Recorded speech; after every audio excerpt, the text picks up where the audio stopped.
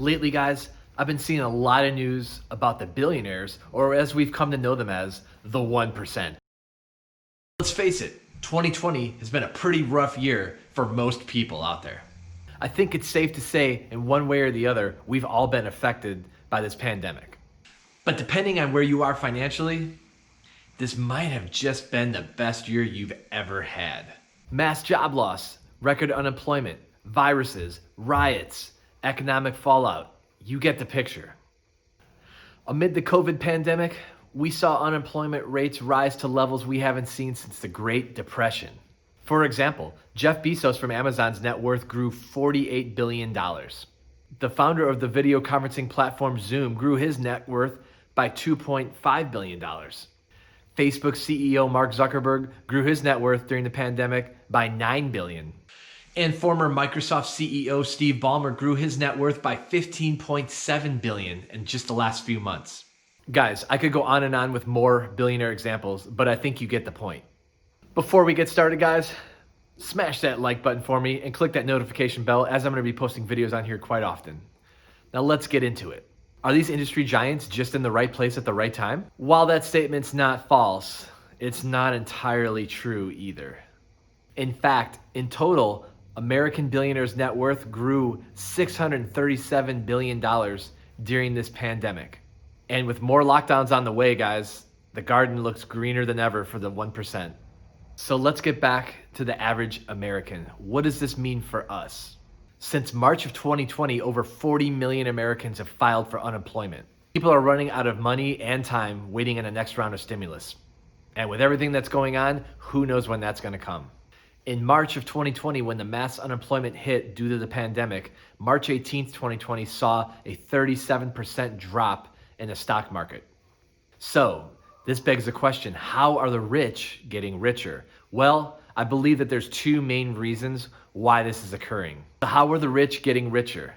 Well, it's got more to do than just people being on Netflix, watching movies, and spending money on Amazon and making Facebook posts. That much I can tell you. In fact, this series of events isn't new. You may have seen it before. 2007 housing crisis, ring a bell?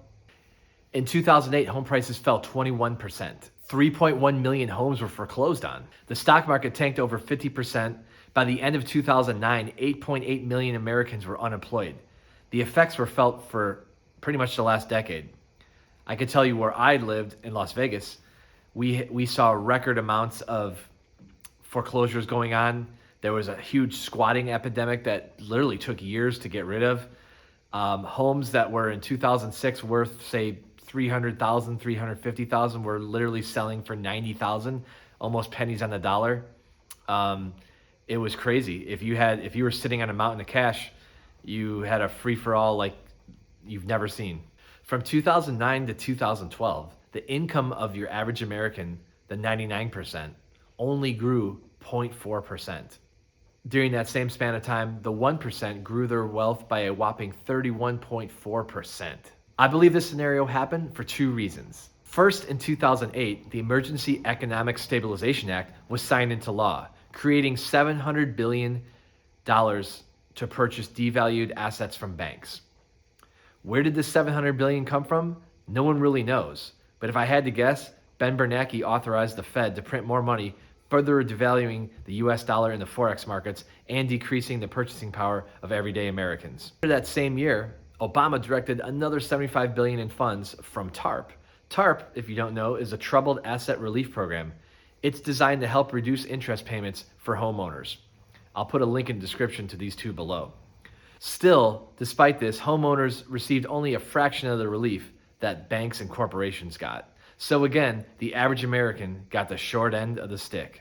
Secondly, when the stock market bounced back, the rich had unequal bailouts, which meant they had the capital to invest in a bear market. Another reason this took place is in 2008, the Fed lowered interest rates to nearly 0%, where they stayed for nearly a decade. By doing this, the Fed inadvertently created a bull stock market, which ran for the next decade. In this span of time, the S&P 500 gained 462%. That means that if you invested just $1,000 in 2009, when the market was at its absolute lowest, by March of 2020, you would have realized a gain of $4,602. Conversely, if you were rich and had $1 million to invest in 2009, you could have rode the S&P 500 up 462% and cashed out with $4.6 million. To put this into perspective, guys, by the end of 2009, the 1% billionaires increased their wealth by 19% to $39 trillion, and they recouped all their losses from the 2007 and 8 crash in the same year. Such a quick recovery allowed the ultra-rich to grow their wealth at an exponential rate. So this just didn't happen because of a pandemic, COVID-19. This scenario played out just a decade earlier during the housing market crash. So this didn't just happen because of the pandemic and COVID-19. This scenario played out just a decade earlier and will likely happen again. 2020, 7 of the world's richest people had their fortunes increased by over 50%. Part of what made this possible was a stock market rebound fueled by both the Paycheck Protection Program and actions by the Federal Reserve. This leads us to the root of the bigger problem here, and that is the rich and the wealthy tax laws and legal loopholes that keep these billionaires at the top. By using LLCs and other legal structures that provide protection for the ultra wealthy, they have a variety of ways where they can shield their wealth from tax and the US government. For example, did you know in 2016 to 2018, Amazon paid $0 in corporate tax? They did, however, have to pay some tax in 2019, but they only ended up paying $162 million, which equated to 1.2% of their revenue for that year. That's nothing. That's like a slap on the wrist. In 2012, it was estimated that the ultra wealthy moved $39 trillion offshore to avoid taxation. That's insane, guys. That's 10% of the global gross domestic product. That's an insane amount of money. So what's being done about all this? The Corporate Transparency Act, that's legislation on the books that the lawmakers are trying to pass. And basically all that will do is make the accountability of the corporations and the ultra wealthy just more transparent. They have to report their earnings. They have to report where they're putting their money. It limits the amount of money that they can use and put in trusts, and the amount of money that they can donate as gifts, things like that. I know the Corporate Transparency Act sounds great and all, but don't get too excited. Nobody at the top ever goes to jail. Other suggestions are the 10% millionaire and above surtax. Now what that really is it's basically just a fund that they'll tax the ultra rich and wealthy on, and they'll hold it in a stimulus for another situation much like we have right now in 2020. So there you have it, guys, why the rich keep getting richer. So if you like this video, please do me a favor, hit that like button, smash that subscribe button for me, and click the notification bell as I'm going to be posting more videos on here. Again, thanks for watching. This is List with Mike G.